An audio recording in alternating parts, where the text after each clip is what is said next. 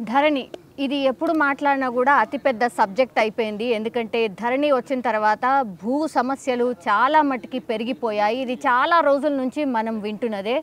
And ధరణి వల్లే ఈ ప్రభుత్వం కూడా మారింది అనేది కూడా చాలామంది మాట్లాడుకుంటున్న అంశమే. సో దీనిపైనే ఫోకస్గా గవర్నమెంట్ అయితే ధరణి సమస్యల పరిష్కారం కోసం ఒక కమిటీని కూడా ఏర్పాటు చేసింది. ఫ్రీక్వెంట్గా కమిటీ మీటింగ్స్ కూడా అయ్యాయి. అండ్ మొన్న రీసెంట్లీ కూడా సీఎం రేవంత్ రెడ్డి కూడా ధరణి పైన సుదీర్ఘంగా అంటే టోటల్ డే మొత్తం ధరణి సమస్యల పరిష్కారానికి అసలు ఎట్లాంటి చర్యలు తీసుకోవాలి ఏంటి అనేది పూర్తిగా కమిటీ మెంబర్స్తోని మాట్లాడినటువంటి సిచ్యువేషన్.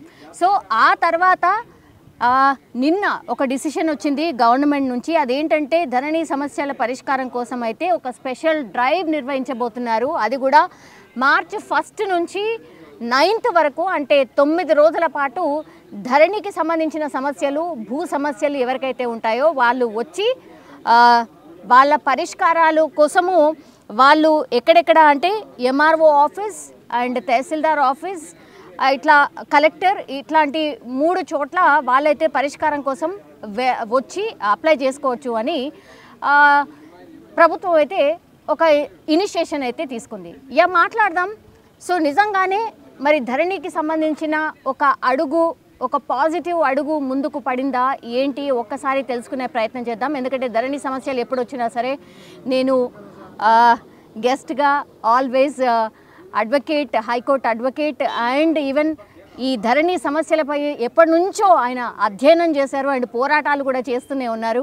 సాదిక్ అలీ సార్ని పట్టుకొచ్చిన ఒక్కసారి మాట్లాడదాం సార్తోని. ఇవాళ యాక్చువల్లీ ఎక్కడున్నామంటే అబ్దుల్లాపూర్ మెట్ తహసీల్దార్ కార్యాలయంకే వచ్చినాం. యాక్చువల్లీ ఇక్కడ ఎవరైనా వస్తారేమో అప్లికేషన్స్ తీసుకొని అన్నట్టుగా ఇక్కడికే వచ్చినాం. ఈయనే కూర్చున్నాం మాట్లాడబోతున్నాం. ఒక్కసారి మాట్లాడే ప్రయత్నం చేద్దాం సార్తోని. సార్ ఒక ఇనిషియేషన్ అయితే తీసుకున్నట్టు కనిపిస్తోంది గవర్నమెంట్. ఓకే ధరణికి సంబంధించి ఇంకెప్పుడు అని చాలా రోజుల నుంచి మాట్లాడుకుంటున్నాం.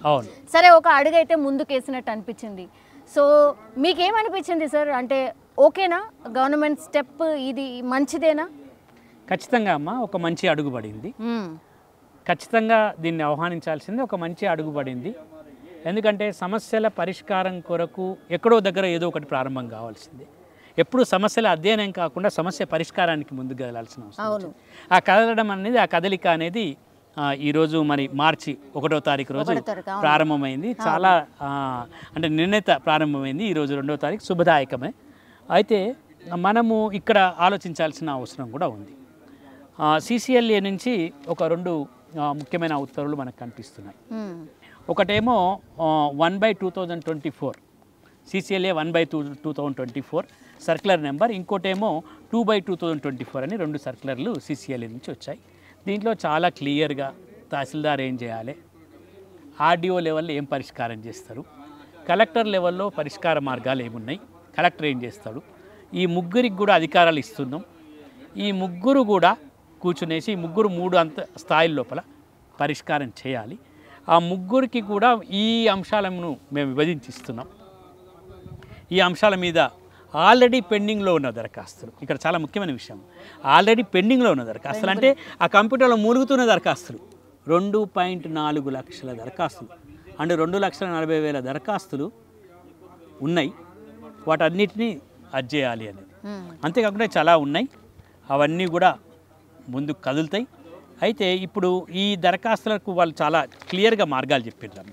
ఆ క్లియర్ మార్గాల లోపల తహసీల్దార్ ఏం చేయాలి. అయితే ఇప్పుడు నేను ఎన్నో రోజుల నుంచి ఒక కోర్టు ఇంటిమేషన్ దరఖాస్తు పెట్టుకున్నా.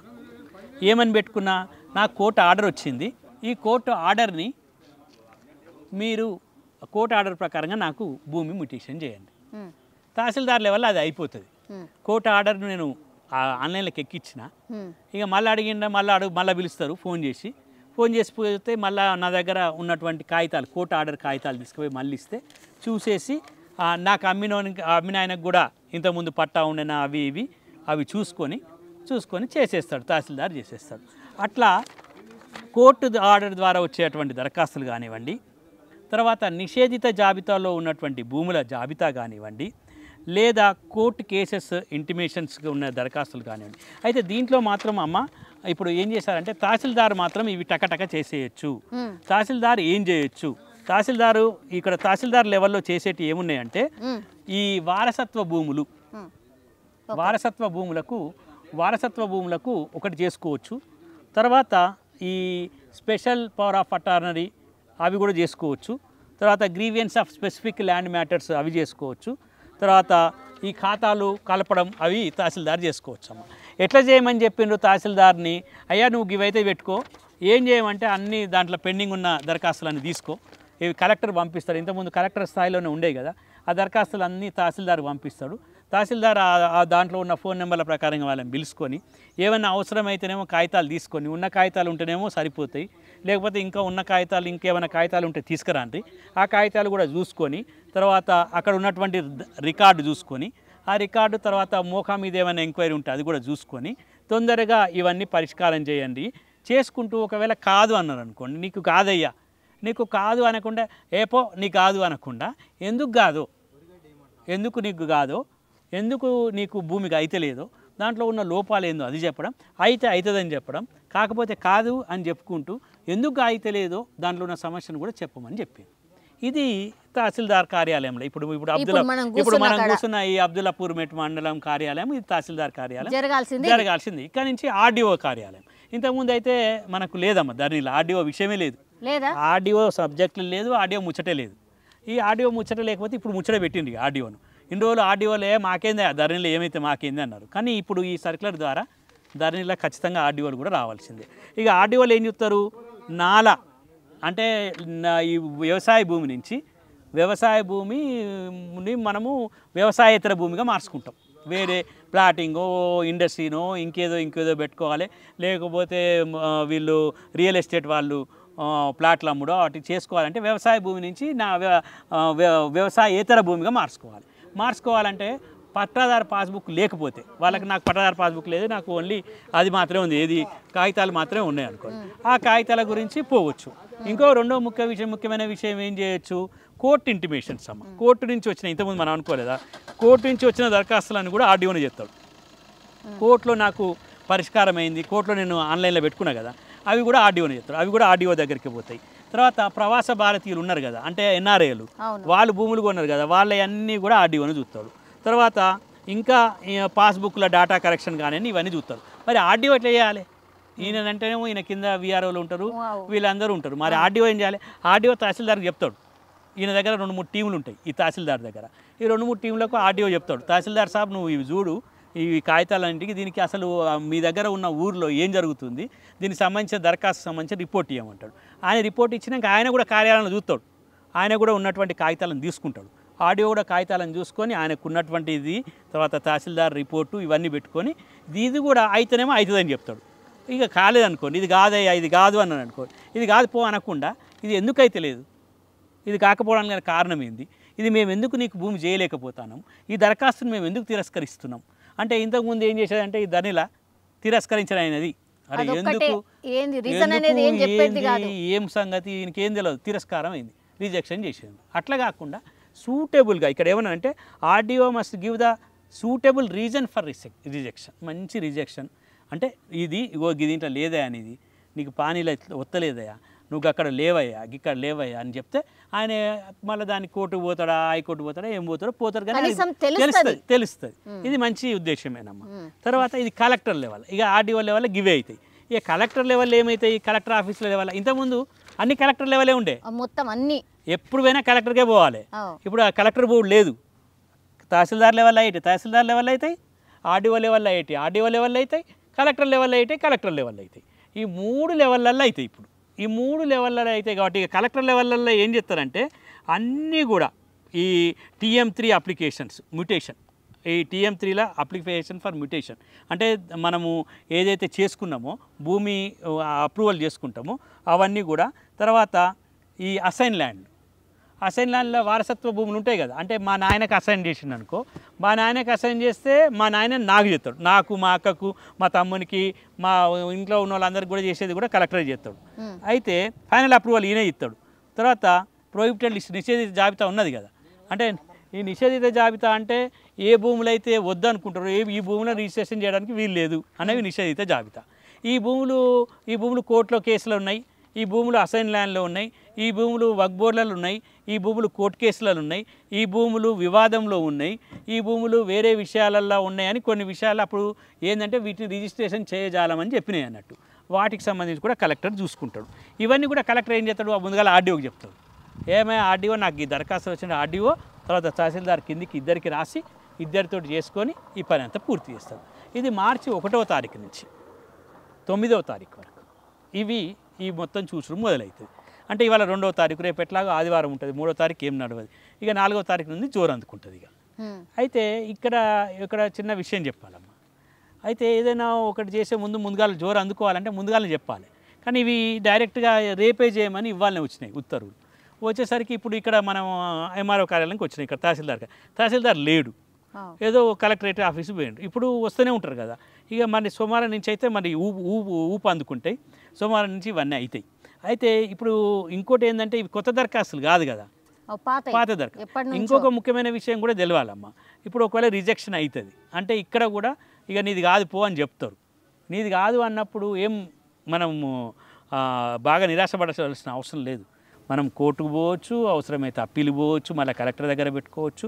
మళ్ళీ చట్టం కూడా మారబోతుంది. ఈ చట్టాన్ని కూడా ఈ ప్రభుత్వం మారుస్తుందట. అప్పుడు కూడా మనకు మళ్ళీ కోర్టులు వస్తాయి, మళ్ళీ మనకు ఒక పరిష్కార మార్గం వస్తుంది. అంటే ప్రభుత్వము ఇప్పుడు ఇవన్నీ చూస్తుంటే ఒకటైతే అనిపిస్తుంది అమ్మ, ప్రభుత్వం అయితే ఏదో కదిలించాలి, వీటిని అయితే కదిలించాలి, రైతులకు చేయాలని. ఈ మధ్య కాలంలో మనకు పార్లమెంట్ ఎలక్షన్లు కూడా వచ్చేటట్టున్నాయి. ఇక వస్తాయి కాబట్టి అప్పుడు కొద్దిగా ఆగుతుంది. తర్వాత మళ్ళీ ఈ ధరణి విషయంలో మాత్రం ఊపు అందుకొని సమస్యలను పరిష్కారం చేసుకోవడానికి మాత్రం ఒక మార్గం మాత్రం కనబడుతుంది. అయితే ఇక్కడ మనం మాట్లాడుకోవాల్సిన విషయం ఒకటి ఉందమ్మా. ఏంటి మరి ఈ సమస్యల్ని పరిష్కారం చేసుకోవడానికి నేను దరఖాస్తు ఇచ్చినా నా దరఖాస్తు ఏమైంది అని ఎవరైతే ధరణి లోపల దరఖాస్తు ఇచ్చిన వాళ్ళు ఉంటారో వాళ్ళు చక్కగా అప్పుడు ఆన్లైన్లో చేసుకున్నటువంటి ఒక కాగితం ఉంటుంది. ఆ కాగితం పట్టుకోవాలి. ఆ కాగితం పట్టుకొని ఆ కాగితంలో నెంబర్ కూడా ఉంటుంది. ఇది మీ సో అండ్ సో దరఖాస్తు, మీది సో అండ్ సో దరఖాస్తు ప్రకారంగా చేసినామనే నెంబర్ కూడా ఉంటుంది. ఆ నెంబర్ తీసుకున్నప్పుడు ఏం చేయాలి, అక్కడ రావాలి, తహసీల్దార్ ఇట్లాంటి కార్యాలయాలకి రావాలి. వచ్చి ఇంకోటి ఆన్లైన్లో కూడా ఆ నెంబర్ చూసుకొని ఇక్కడ తహసీల్దార్ కార్యాలయానికి వచ్చి అయ్యా ఇది మాకు దీనికి సంబంధించింది అంటే ఇక్కడ వీళ్ళకి చెప్తారు. లేకపోతే మీరు ఆర్డీఓ ఆఫీస్ దగ్గర ఉంటే ఆర్డీఓ ఆఫీస్కి వెళ్ళొచ్చు, కలెక్టర్ ఆఫీస్ ఉంటే కలెక్టర్ ఆఫీస్ కూడా ఏది దగ్గర ఉంటే అది దగ్గర పోవచ్చు. పోతే మీరు ఆ కాగితం మాత్రం పట్టుకొని పోవాలి. ఆ కాగితము లేకపోతే మీకు మెసేజ్ కూడా వచ్చి ఉంటుంది, నీ పేరు మీద ఇట్లా ఒకటి CCLA నుంచి నీకు పెట్టుకున్నామని ఒక మెసేజ్లు కూడా ఇచ్చిండ్రు. అప్పుడు ఆ మెసేజ్ కాగితము చేసిన కాగితము అవన్నీ ఉన్నాయి. అవి పట్టుకొని మీరు ఆ ఆఫీస్కి పోవాలి. పోయిన తర్వాత మీరు అక్కడ పోయినాక ఏం చేస్తారు, చూస్తారు, అయ్యా ఇది ఇక్కడ దరఖాస్తు కాదు, ఇది MRO లెవెల్లో అయ్యే దరఖాస్తు కాదు, ఇది RDO లెవెల్లో అవుతుంది. అంటే అన్నీ కూడా ఇక్కడికి వస్తాయి కదా సార్, మరి ఇక్కడ అయిపోతుందా, ఇక్కడ తహసీల్దార్తో అయిపోతుందా అని అడగాలి. అక్కడ కాకపోతే మనం RDO కార్యాలయం పోవచ్చు, లేకపోతే కలెక్టర్ కార్యాలయం. సార్ 3 చోట్ల ఎందుకు ఇచ్చిర్రు అసలు? అన్నీ కలిసి మళ్ళీ తహసీల్దార్ కాడనే కదా, ఇక్కడనే అవుతుంది. వీళ్ళు పోవాలని అనలే. ఇప్పుడు నేను దరఖాస్తుదారిని పోమని అంటలేరు. నువ్వు ఎక్కడనో అక్కడనే కూర్చో, నీకే వస్తుంది మెసేజ్. కాకపోతే నీకు ఒకటి ఫోన్ వస్తుంది, ఏమని, నువ్వు అన్ని పెట్టలేదు అనుకో. ఇప్పుడు ఆన్లైన్లో గిన్ని పేపర్లు ఉన్నాయి, గిన్ని పేపర్లు ఆన్లైన్లో ఎక్కాయి కదా.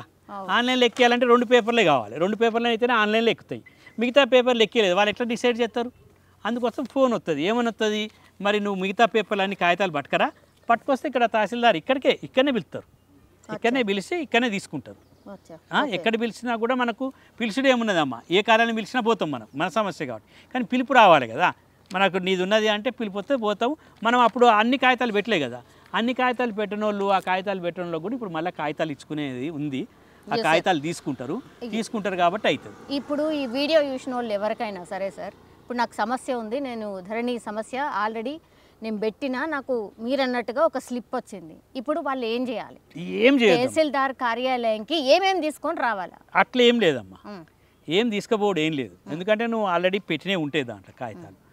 వచ్చి మన దగ్గర ఉన్న కాగితాలు అయితే ఉంటాయి కదా, మన దగ్గర ఉన్న కాగితాలు మంచిగా సంచిలో పెట్టుకోవాలి. ఒక జిరాక్స్ సెట్ మంచిగా సంచిలో పెట్టుకోవాలి. ఈ 2 ఒరిజినల్ కాగితాలు, జిరాక్స్ సెట్ కాగితాలు పెట్టుకోవాలి. పెట్టుకొని మనం తహసీల్దార్ కార్యాలయానికి వచ్చి కాగితం చూపించాలి. అయ్యా నేను అప్పుడు పెట్టుకున్న కాగితం ఇది, ఈ కాగితము అప్పుడు పెట్టుకున్న కాగితం ఇది అని కాగితం చూపిస్తాం. కాగితం చూపిస్తే అవునయా నీది దరఖాస్తున్నది, అయితే ఏంది అంటే సార్ నేను అప్పుడు ఇచ్చిన కాగితాలు అన్నీ ఉన్నాయా లేవా తెలుసుకుందాం అంటే వాళ్ళు టైప్ కొడతారు. కొట్టి లేవయా నీ 2-3 కాగితాలు లేవంటే ఆ జిరాక్స్ సెట్ ఉండదు మన సంచిలో పెట్టుకున్నది, ఆ జిరాక్స్ సెట్ వాళ్ళకి ఇవ్వాలి. ఇస్తే వాళ్ళు తీసుకుంటారు. తీసుకున్నాక 7 రోజులు 10 రోజులకు మళ్ళీ మనకు మెసేజ్ వస్తుంది, నీది పరిష్కారం అయిందా లేదా, నీది పరిష్కారం కాలేదు. కాకపోతే ఏదో పరిష్కారం కాలేదని చెప్పరు, అట్లా కాకుండా నీది పరిష్కారం అయింది, నీదేమో ఎక్కిచ్చిండ్రు భూమిలోకి, నీది పరిష్కారం కాలేదు. నీది పరిష్కారం కాలేదు కాబట్టి ఇగో దీని కారణాల వల్ల ఈ భూమిలో నీకు పానీలో పేరు లేదు, నీకు అమ్మినోనికి అసలు టైటిల్ లేదు, అవి మాకు భూమిలో మాకు కనిపిస్తలేవు మాకు, అందుకోసమని నీకు ఈ భూమి మ్యుటేషన్ చేయడానికి మాకు వీలైతలేదు. లేకపోతే ఈ భూమికి మేము విరాసత్ చేయడానికి నీ కుటుంబ సభ్యులందరి పేర్లల్లో నీ పేరు లేదు కాబట్టి నీకు విరాసత్ మేము చేయలేము అని వాళ్ళు రాస్తారు. రాస్తే మనం పోయి ఒకవేళ పేరు ఉన్నదా లేదా చెక్ చేసుకోవాలి. చెక్ చేసుకొని మళ్ళీ కాకపోతే మళ్ళీ పోవచ్చు. ఇట్లా ఒక్కసారి రిజెక్షన్ అయిందనుకోండి, ఇక మొత్తం అయిపోయినట్టు కాదు. నీకు కాలేదు అంటే దేనికి కాలేదో చెప్తాడు కదా, మళ్ళీ అది కాగితం నీ దగ్గర ఉన్నదనుకో మళ్ళీ పెట్టి మళ్ళీ చేసుకో. ఎప్పుడు చేసుకోమంటారు? ఇప్పుడు 10 రోజులు అయితే సార్ 9 రోజులు అయింది, అలా కాగితాలు తీసుకొని ఎంక్వైరీ చేసి రాసి పంపించేసరికి టైం అయిపోతుంది సార్.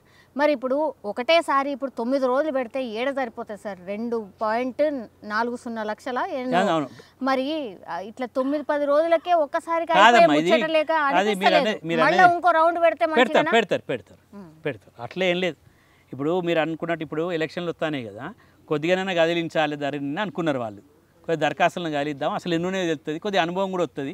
మళ్ళీ రేపు చట్టం చేయాలనుకున్నప్పుడు వీళ్ళు ఏం చెప్తారు, ప్రజలు ఏమనుకుంటారు, ప్రజల లోపల సమస్యలు ఏంటివో కూడా తెలుస్తుంది. ఇది మంచి పద్ధతి. ఇది అయితే అంటే ఒకటే దగ్గర కదలాలి కదా ఎక్కడైనా. ఇప్పుడు రేపైనా మళ్ళీ 2 నెలలకైనా మళ్ళీ మార్పు చేయాల్సిందే. మళ్ళీ ఈ సమస్యలు ఉంటాయి కాబట్టి ఇప్పుడు ఈ 9 రోజులలో అయిపోగానే 9 రోజులకు అయిపోదు. ఇది 9 రోజులు అయిపోతే ఇక కథం నీ భూమి పోయినట్టు కాదు, మళ్ళీ ఉంటుంది. మళ్ళీ ఇంకో రౌండ్ పెడతారు. అవసరమైతే మనమందరం ప్రభుత్వాన్ని అడగాలి, 3-4 రౌండ్లైనా పెడతారు. ఈ పరిష్కారం అయ్యే వరకు రౌండ్లు జరగాల్సిందే. కాదు మీరు అనేది నిజం. ఈ 7 రోజులలో మాత్రం 9 రోజులలో మొత్తం ధరణి మొత్తం చక్కగా కాదు. ఇది చక్కగా ధరణి కాదు. ఇది కూకటి వేలతోటి పీకి పారేసేయాల్సిన ధరణి ఇది. అయితే ఒక్కొక్క స్టెప్ వేయాలి. ముందుగాల ఇవైతే మామూలు దరఖాస్తులు. ఇవి అసలు దరఖాస్తులు, చట్టంతో ఉన్న దరఖాస్తులు వేరే ఉన్నాయి. అవి ఆ చట్టం మార్పు చేస్తేనే ఆ దరఖాస్తులు అవుతాయి. అవి చట్టం మార్పు చేయాలి. అయితే ఈ దరఖాస్తులు కూడా ఇప్పుడు నేను నీది కాదు పో అని కానీ మొత్తం ఏం పోదు, మళ్ళీ పెట్టుకోవడానికి అవకాశం దొరుకుతుంది. ఇప్పుడు నేను నా కుటుంబ సభ్యుల పేర్లో నా పేరు లేదు, లేకపోతే మా చెల్లె పేరు మా అక్క పేరు లేదు, లేకపోతే మా అక్క పేరు చెల్లె పేరు వాళ్ళు దాంట్లో రాయలేదు, మా అఫిడవిట్ల లోపల సిగ్నేచర్ చేయలేదు, అవన్నీ కూడా రిజెక్షన్ అయినాక మళ్ళీ అన్ని కంప్లీట్ చేసుకొని మళ్ళీ పెట్టుకోవాలి. అంటే ఇదేమి అయిపోయింది ఇక 9వ తారీఖు తర్వాత ఇక మీకు ఏమి ఇయ్యరు అన్నది కాదు. నీ భూమి ఎక్కడికి పోదు. అది నీ భూమి అయితే నీకు ఉంటుంది, నీ భూమి ఎక్కడికి పోదు. ఈ 9 రోజులల్లో నీది రిజెక్షన్ అయిందంటే కాదు. అది నీకు ముందుగానే ఒకటి విషయం తెలియజేస్తుండ్రు. నువ్వు ఇట్లా దరఖాస్తు చేసినావు, దరఖాస్తుకు నీకు పరిష్కార మార్గం చెప్తుంది. మళ్ళీ పెట్టుకోవచ్చు, మళ్ళీ చేయొచ్చు. ఇంకో చాలా ముఖ్యమైన విషయం ఉందమ్మా ఇక్కడ. అయితే ఇప్పుడు కదిలించకుండా అట్లనే కంప్యూటర్లో పెట్టుకున్నాం అనుకో, మురిగిపోతున్నాయి. అవి వస్తానే దాంట్లో పడతానే, వస్తానే కంప్యూటర్లో పడతానే. కంప్యూటర్లో పడతాంటే అవి పెరుగుతున్నాయి కానీ సమస్యలు తగ్గుతలేవు. వాటిని ముందుగా బయటికి తీసుకురావాలంటే ఒక కలెక్టర్కే ఉండే ఇంతకుముందు. ఆ కలెక్టర్ చేయబెడితేనే అయ్యేది. ఇప్పుడు ఏంది, ఇప్పుడు ముగ్గురికి ఇచ్చిండ్రు. తహసీల్దార్ చేయబెట్టవచ్చు దాంట్లో, తహసీల్దార్ కాకపోతే తహసీల్దార్ కొన్ని విషయాలు, తర్వాత మన ఆర్డీఓకు కొన్ని విషయాలు, మళ్ళీ కలెక్టర్కి కొన్ని విషయాలు ఉన్నాయి. కాబట్టి ఈ 3 విషయాలు ఉన్నాయి కాబట్టి ఇక్కడ మనకు వేగం పెరుగుతుంది. ఇప్పుడు 3 బాధ్యులు అవుతారు. ఇంతకుముందు కలెక్టర్ మన తహసీల్దార్ సాబానికి ఏమున్నదే కలెక్టర్ అడిగితేనే నేను చేస్తాను, నాకు రావాలి కదా రిపోర్ట్ అని. ఆయనకి ఎన్నో పనులు ఉండేది. మళ్ళీ ఆర్డీఓది అసలు విషయమే లేదు. దాంట్లో నాకు ధరణితోటి పనే లేదబ్బా, నాకు ధరణి లేదు, అది పీడా పోయింది అనుకున్నాను. కానీ ఇప్పుడు ఈ సర్క్యులర్ తోటి ధరణితోటి ఆర్డీఓ కూడా పని పడ్డది. ఆర్డీఓ కూడా పని చేయాల్సిందే, కోర్టు ఇంటిమేషన్స్ చేయాలి. ఆర్డీఓ చేసేవి చాలా ఉన్నాయి. ఆర్డీఓల వల్ల నాలా వితౌట్ పాస్బుక్ చేయాలి, grievance related to land acquired అంటే భూసేకరణకు సంబంధించిన అన్నీ ఆయనే చేయాలి. తర్వాత ప్రవాస భారతీయులు ఆయనే చేయాలి. తర్వాత ఈ పీపీబీ ఇన్స్టిట్యూషన్స్ అంటే ఇప్పుడు సంస్థలకి వచ్చేటువంటి వాటికి పట్టదారు పాస్బుక్లు ఆయనే ఇవ్వాలి. తర్వాత కోర్టుకు సంబంధించిన కోర్టు కేసులన్నీ ఆయనే చూసుకోవాలి ఇప్పుడు ఆర్డీఓకు. ఇవన్నీ ఇంతకుముందు లేదు కదా ఆర్డీఓది. కాబట్టి ఏమైంది, పని విభజన జరిగింది, కొద్దిగా వికేంద్రీకరణ జరిగింది. అప్పుడేమో తీసుకుపోయి కలెక్టర్ లేకపోతే సీసీఎల్ఏ. కలెక్టర్కి ఎక్కడ టైం దొరుకుతుందమ్మా? ఎప్పుడైనా మాట్లాడడానికే కలెక్టర్కి టైం ఉంటుంది. ఆయన మాట్లాడమంటే నా దగ్గర టైమే లేదంటాడు, నాకు ఎలక్షన్లు అంటాడు, ఇంకేదో అంటారు కదా అమ్మ. కలెక్టర్ ఒక్కరితో పని కూడా ఉంటుంది కదా. అందుకోసం తహసీల్దార్లకు అధికారాలు ఉన్నాయి. ఏదున్నా ఇప్పుడు తహసీల్దార్లకు కూడా నువ్వు కూడా చేసేవయా, నువ్వు కూడా చేసేయని చెప్తుంది ఈ ఆర్డర్. ఇక్కడనే ఒక పరేషాన్ వచ్చింది సార్. మనకు తెలుసు కదా తహసీల్దార్ ఆఫీస్లో ఏం జరిగినాయో గతంలో. అసలు విఆర్ఓ విఆర్ఏలు వద్దురా నాయన, వాళ్ళకు చేతులు దడిపితే కానీ పనులు అయితే లేవు. ఇది బాగా అంటే ప్రజల్లో పాపం బాగా అంటే నెగిటివిటీ వచ్చేసింది సార్. అంటే ఎట్లా అంటే నాకు పైసలు ఇస్తేనే పని అవుతుంది, ఎవరు పైసలు ఇస్తే వాళ్ళకి పనిచేసుడు, ఇట్లా మనం చూసినాం సార్. సార్ ఆ వ్యవస్థను అయితే ప్రజలు కోరుకుంటలేరు సార్. మరి దీనికి ఎట్లా పరిష్కారం? ఒకటి ఇప్పుడైతే కొత్త దరఖాస్తు అయితే కాదు ఇది పెట్టేది, పాత దరఖాస్తు పెట్టినాం. పాత దరఖాస్తు కూడా మీరు అన్నట్టు ఎక్కడో దగ్గర కొంతమంది దుర్మార్గులు ఉంటారు. ఏం చేస్తారు, పైసలు ఇది చేపిస్తా అంటారు. నమ్మొద్దు, ఎట్టి దళాలను నమ్మాల్సిన అవసరం లేదు. ప్రభుత్వం, రాష్ట్ర ప్రభుత్వం ఒకటే విషయం చెప్పింది కూడా. ఇది తీసేటప్పుడు మేము కమిటీ సభ్యులతో కూడా విన్నాం. సాదిక్ సాబ్ మీరు పోయినప్పుడు అందరికీ చెప్పండి, పైసలు మాత్రం పెట్టొద్దు, ఇది పైసలు ఇస్తే అయ్యే పనులు కావు. ఇప్పుడు దీన్ని రాయాలి కాదమ్మా. ఇప్పుడు నీకు భూమి చేసినా ఎందుకు చెప్తున్నా రాయాలి, నాది తిరస్కారం చేసినా ఎందుకు చెప్తానో రాయాలి. ఒట్టిగానే రిజెక్టెడ్ అని రాసుకుంటూ లేదు కదా ఇప్పుడు అట్లాంటి నడవయిగా అని మేము అనుకుంటున్నాం. అయినప్పటికీ ప్రజలు ఏం చేయాలంటే అడిగేటోళ్ళు అడుగుతారు. ఇప్పుడు బరాబర్ అడుగుతారు, బరాబర్ ఆఫీసులల్లో అడుగుతూ ఉంటుంది. మనం కూడా ఏమనుకుంటామంటే ఊకే 4 సార్లు ఎందుకు తిరుగుతారు, అని తిరిగే పైసలు ఆయనకి ఇచ్చేస్తే అయిపోతుంది అని అనుకుంటాం. అట్లా అనుకోవద్దు. మీరు ఇంట్లో కూర్చొనైనా మీరు ఆన్లైన్లో చెక్ చేసుకోవచ్చు. కాబట్టి మేము ఒకటే అడుగుతున్నాం, ధరణి మీద మేము కొంత పని చేసిన వాళ్ళము, తర్వాత ప్రజల్లోకి వెళుతున్న వాళ్ళం, ప్రజల గురించి మాట్లాడుతున్న వాళ్ళం. కాబట్టి దయచేసి మీరు ఎవ్వరు కూడా అవినీతికి ఆస్కారం ఇవ్వకండి. ఒకవేళ అవినీతి అధికారులు ఉన్నారు, మేము లేరని చెప్తలేరు, అవినీతి అధికారులు ఇంకా ఉన్నారు, అవినీతిని అడుగుతూనే ఉంటారు, కరప్షన్ జరుగుతూనే ఉంటుంది. కానీ మనం కొద్దిగా వ్యతిరేకంగా చేయాలి. ఇది ఆన్లైన్లో ఉన్న దరఖాస్తులు కాబట్టి మీ అందరికీ మేము చెప్పేది ఒక్కటే, మీరు పరిష్కారానికి అడగండి, ప్రశ్నించండి, మీ హక్కును తీసుకోండి తప్ప మళ్ళీ ఏదో పైసలు ఇస్తే అంటే కావు, మళ్ళీ అవి రివర్స్ అవుతాయి. ఈసారి ఇది ఇట్లా పైసలు ఇచ్చే పనులు అట్లా చేయడానికి ఏం వీలు కల్పించట్టు లేవు. ఇది చట్ట ప్రకారంగా జరుగుతుంది. పైసలు తీసుకున్నా అదే చేస్తాడు, పైసలు తీసుకోకున్నా అదే చేస్తాడు. కాబట్టి మనం పైసలు ఇచ్చే అనవసరంగా, పైసలు ఇచ్చినోనికి అదే పని అవుతుంది, పైసలు ఇవ్వను. కాబట్టి మీ ప్రజలకు చెప్పే పైసలు ఇవ్వకుండా ఉంటేనే మంచిది. పైసలు ఇవ్వకండి, పైసలు ఖర్చు చేయకండి, అప్పుల పాలు కాకండి, పానం మీదకి తెచ్చుకోకండి. పైసలు ఇచ్చినా అదే పని అవుతుంది, పైసలు ఇవ్వకున్నా అదే పని అవుతుంది. మీకు ఎక్కడ లేని భూమి అయితే ఆయన రాయడు, ఆయన రాస్తే ఆయన ఉద్యోగం పోతుంది, మీ భూములు ఎక్కడికి పోవు. ఒక్కటేంటంటే మనకేంటంటే అని మనం ఒకటి అనుకుంటున్నాం, ఆ పైసలు ఇస్తేనే పని అవుతుంది కాదు. అది ఇప్పుడు కాదు. ఏమంటున్నా సార్, ఒక నమ్మకం కల్పించేందుకు మరి సీసీ కెమెరాలు అట్లాంటివి పెడితే ఏమవుతుంది? అక్కడ తీసుకునే దగ్గర సీసీ కెమెరాలు అని అంటే పెడితే అసలు ఏం చేస్తారు ఏంది అనేది కూడా ఒకటి తెలిసిపోతుంది కదా. రిజిస్ట్రార్ కార్యాలయాల్లో పెట్టిండ్రమ్మా, రిజిస్ట్రేషన్ ఆఫీసులలో అయితే సీసీ కెమెరాలు ఉన్నాయి. ఇక మరి ఇక్కడ కార్యాలయాల్లో కూడా పెట్టాలి. ఎందుకంటే మనం ఇక్కడనే ఒక సంఘటన చూసినాం, ఇదే మండలంలో ఇప్పుడు ఇది చారిత్రక మండలం. ఇక్కడనే ఏం చేసిండ్రు, ఎంఆర్ఓది యాక్సిడెంట్ అయింది. అది ఎట్లా అయింది ఏంటిది అనేది మనం పురపురాలు కాకుండా ఎంఆర్ఓని అయితే చచ్చిపోయింది పాపం. ఆమె చచ్చిపోయింది, ఆమె మీద భోజన కిరసనాయలు ఆయన చచ్చిపోయిండు, వీళ్ళ ఇంకో అటెండర్ వాళ్ళు ఉంటే ఆయన చనిపోయిండ్రు. అంత గందరగోళం అయితే ఈ మండలంలో జరిగింది కదా. ఇవన్నీ జరిగినాయి కదా. మరి ఇవన్నీ మనము అంటే చారిత్రక నేపథ్యం ఉంది కాబట్టి అవినీతికి వ్యతిరేకంగా మనం ఆలోచన చేయాల్సిన అవసరం ఉంది. మనం అటు అధికారులను పోగొట్టుకోవద్దు, ఇటు ప్రజల్ని పోగొట్టుకోవద్దు.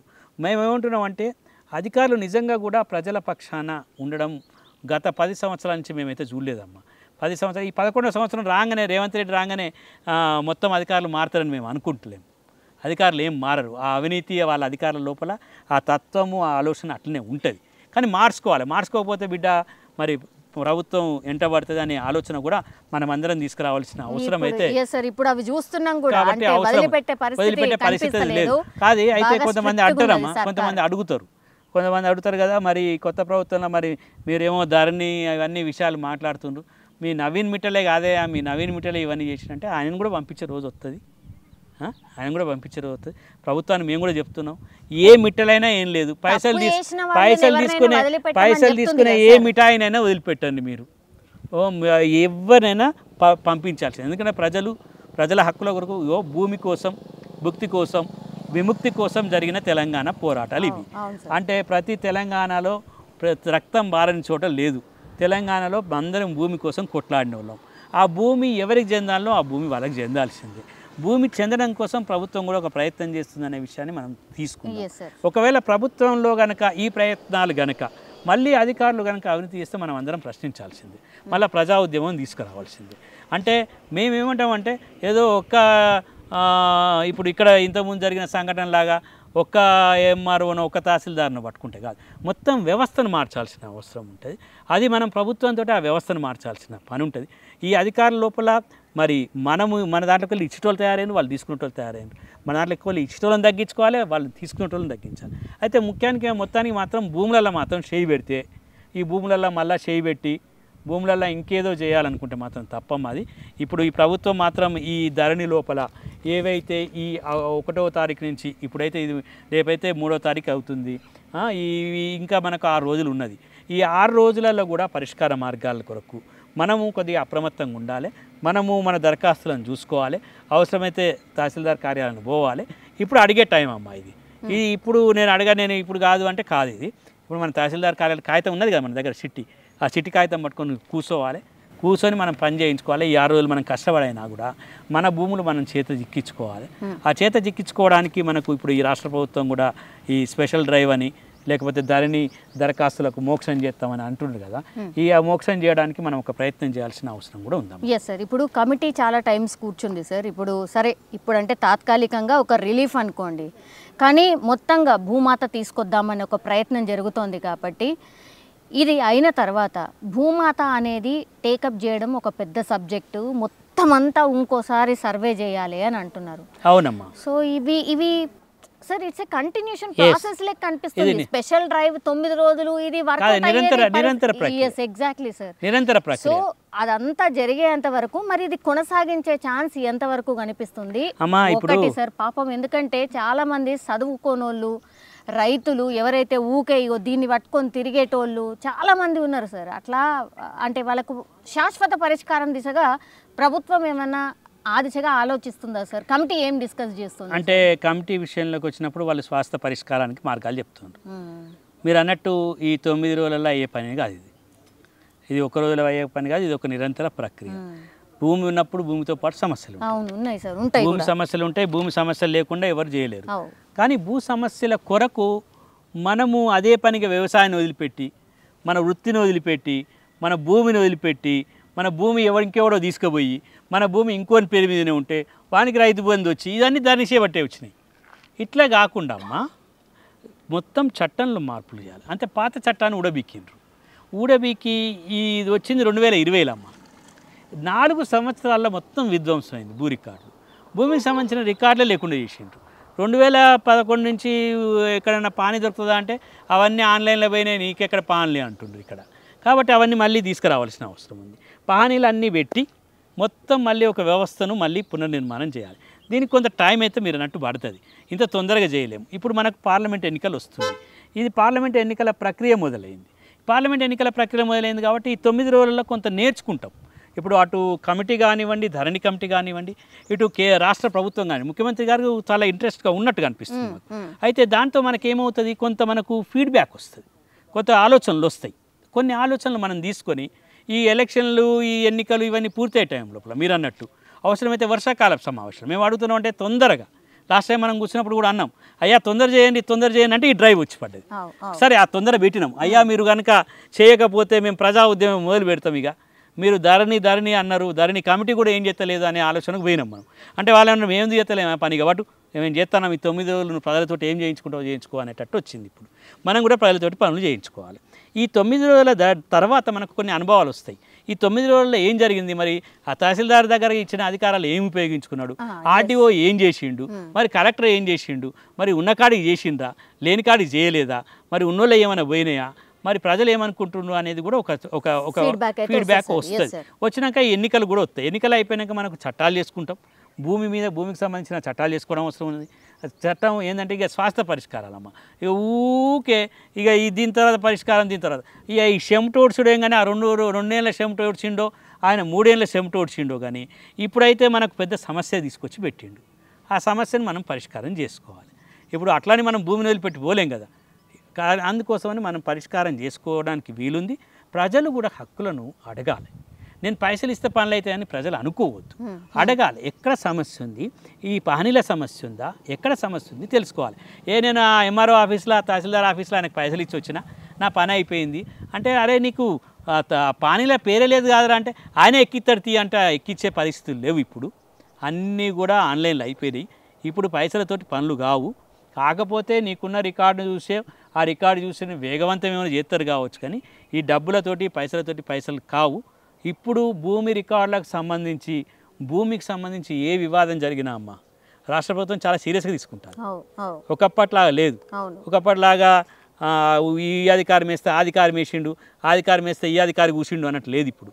కాబట్టి అందరు అధికారులు కూడా ఒక పని చేయాల్సిన అవసరం వచ్చింది. భూ సమస్యలకి పరిష్కారం కాకపోతే ప్రజా ఉద్యమాలు తప్పవు. కాబట్టి అందరం కూడా మనం కూడా ఏంటంటే విసిగిపోయినాం ఇప్పుడు 10 ఏళ్ళ నుంచి. ఇక మనకు ప్రజా ఉద్యమాలు తప్పవు కాబట్టి ప్రజలకు మనం ఒకటే చేయాలి. ప్రజలకు మనం బుద్ధిజీవులు అందరం, మనం తెలిసిన వాళ్ళు అందరం ఏం కాదా నీ భూ సమస్యలు పరిష్కారం అయితే నువ్వు పోవాలి, ఆ సిటీ పట్టుకొని పోవాలి, ఈ ఎరువులు నువ్వు తిరగాలని చెప్పాల్సిన అవసరం. Yes sir. ఇంకోటి ఏంటంటే సార్, ప్రజావాణిలో లాస్ట్ క్వశ్చన్ సార్, ప్రజావాణిలో చాలామంది ఈ భూ సమస్యలకు సంబంధించి అప్లికేషన్లు కోకొల్లలు వచ్చి పడ్డాయి. సో అది కూడా వన్ ఆఫ్ ద రీజన్ ఏమో ఇప్పుడు ఈ స్పెషల్ డ్రైవ్ టేకప్ చేయడానికి. అంటే ఎన్ని వస్తున్నాయో తెలిసిపోయింది వాళ్ళకి. Yes sir. ఇవి పాతాయి సార్, మరి కొత్త ఈ పాపం ఎవరైతే ఇప్పుడు పెట్టుకున్నారో వాటిని కూడా తీసుకుంటే కొంతవరకు ఒకటి ఇది మీరు అన్నట్టు నిరంతర ప్రక్రియ కదా.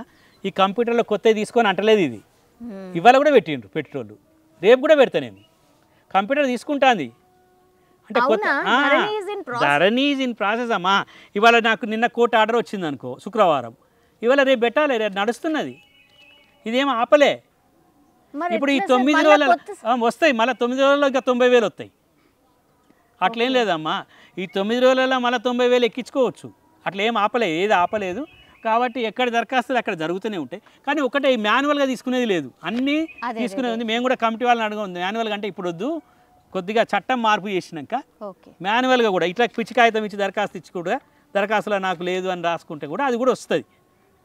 ఏది పార్లమెంట్ ఎన్నికల తర్వాత మళ్ళీ చట్టం మారుస్తారు. ఆ చట్టం మార్చే వరకు మనము ఈ ఆన్లైన్ ఎక్కించుకొని ఏం తీయలేదు, అట్లా ఏం పరిష్కారాలు అవుతాయి అవి కూడా ఎక్కించుకోవచ్చు. ఏది మారలేదు, రోజుకు రోజు చేసుకోవచ్చు అవి కూడా. ఇంకో ముఖ్యమైన విషయం కూడా, ఇప్పుడు నాకు తిరస్కారం అయిపోయింది, నీది కాదు పో అన్నారు, మళ్ళీ ఎక్కియచ్చు కంప్యూటర్లో. మరి అవన్నీ అంటే నువ్వు ఈ కాగితం పెట్టలేదయ్యా, ఈ కాగితం పెట్టినందువల్ల నీది తిరస్కారం చేసినావు అనుకో, ఈ కాగితం పెట్టి మళ్ళీ కంప్యూటర్లోకి ఎక్కి నీ భూమి విషయం ఎక్కడికి పోదు, నువ్వు పోయినట్టు కాదు. ఇక నువ్వు జీవితాంతం ఈ కాగితం పెట్టలేదు కాబట్టి అది నీ భూమి కాదు పో అంటలేము. ఈ కాగితం పెట్టలేదు అని అన్నావు, నువ్వు ఈ కాగితం పెట్టి మళ్ళీ ఎక్కించినాక ఇక నాకేముంటుంది, మళ్ళీ అడుగుతావు నువ్వు. అప్పుడు కాగితం పెట్టలేదని ఇక్కడ కాగితం ఇచ్చినావు, ఈ కాగితం పెట్టినాక ఎందుకు చేస్తలేవు అని అడగవచ్చు. అందుకోసమని ఇప్పుడు ఏం పరిష్కారం అవుతాయి, మనము ఆసక్తితో ఉందాం, నిరాశపడద్దు, ఆశతో బతుకుదాం. ఖచ్చితంగా మన తెలంగాణలో అదే చెప్తున్నాం, మనకు ఆశ ఉన్నది. అదే ఆశనే కాదు, మనకు చైతన్యం ఉంది. మనకు చైతన్యమే కాదు, మనకు ప్రశ్న ఉంది. ప్రశ్ననే కాదు, కొట్లాడే శక్తి ఉంది. కొట్లాడే శక్తి కాదు, నిలబడి గల్లబట్టి పని చేయించుకునే శక్తి సామర్థ్యాలు మనకు ఉన్నాయి. ఖచ్చితంగా మన భూమి మనకు వస్తుంది. దారిని కాదు, దాన్ని ఉడవికి పారేసినాం. ఎవరిని బంగాళాఖాతంలో వేయాలని వాళ్ళు వేసుకున్నారు ప్రజలు, మనం కాదు. ప్రజలు చాలా ముఖ్యం. తెలంగాణ ప్రజల తెరుపువద్దు, తెలంగాణ ప్రజల భూములు రక్షించాలి. అది మనకు కావాలి. Yes sir, thank you sir, thank you so much. మొత్తం మీద అది ధరణి సమస్యలకు సంబంధించి అయితే గవర్నమెంట్ ఒక ఇనిషియేషన్ అయితే తీసుకుంది. ఇది మంచి స్టెప్పే. ఒక 9 రోజులు అయితే సరిపోవు, it's a continuation process. So ఇప్పుడు 9 రోజులు స్పెషల్ డ్రైవ్ కండక్ట్ చేసిన తర్వాత ఫీడ్బ్యాక్ అయితే డెఫినెట్లీ వస్తుంది. ఆ తర్వాత మరి గవర్నమెంట్ ఇంకేమైనా డిసిషన్ తీసుకుంటుందా, లేకపోతే ఆ నెక్స్ట్ కూడా ఏమన్నా ఇంకా కూడా ఆ స్పెషల్ డ్రైవ్ని కంటిన్యూ చేస్తుందా, మేబీ కంటిన్యూ చేస్తేనే బాగుంటుంది అనేసి కూడా చాలామంది అభిప్రాయం కూడా. ఎందుకంటే కొన్ని లక్షలలో అప్లికేషన్స్ అట్లా పెండింగ్లో ఉన్నాయి, భూ సమస్యలు పేరుకుపోతున్నాయి. కాబట్టి ఇట్లాంటి ప్రాసెస్ అయితే కొనసాగాలి. ఎందుకంటే ఒక కొత్త ధరణి తీసేసి ఇంకో కొత్త భూమాత అని ఏదైతే ప్రామిస్ చేసిందో అది టేకప్ చేయడానికి టైం పడుతుంది. కాబట్టి ఆ లోపల మరి ఇట్లాంటి స్పెషల్ డ్రైవ్స్ కొనసాగితే బాగుంటుంది అనేది కూడా ఒక అభిప్రాయం అయితే వ్యక్తమవుతుంది. చూడాలి మరి గవర్నమెంట్ ఎట్లాంటి డిసిషన్ తీసుకుంటుంది అని.